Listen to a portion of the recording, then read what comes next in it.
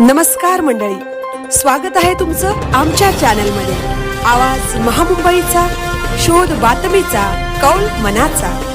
चला तर मग आमचे चॅनल लाईक करा, शेअर करा आणि सबस्क्राइब करा। धन्यवाद। पनवेलमध्ये शिर्डी साईबाबा पादुका दर्शन सोहळा नियोजन बैठकीत तयारीचा आढावा।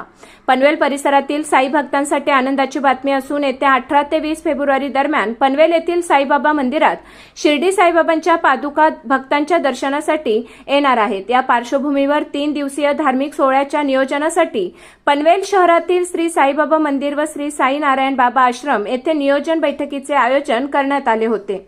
ही बैठक आमदार प्रशांत ठाकूर यांच्या अध्यक्षतेखाली पार पडली।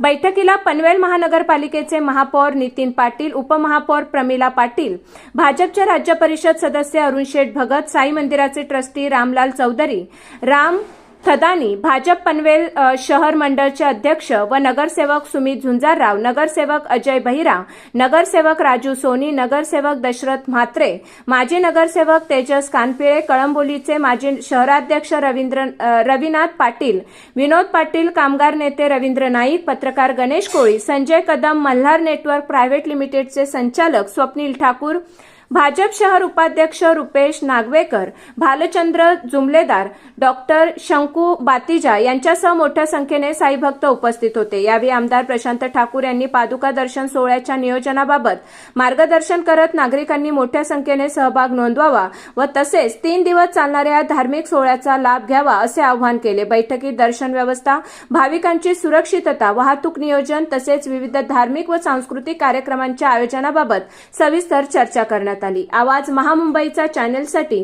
मिलिंद खारपाटील, पनवेल।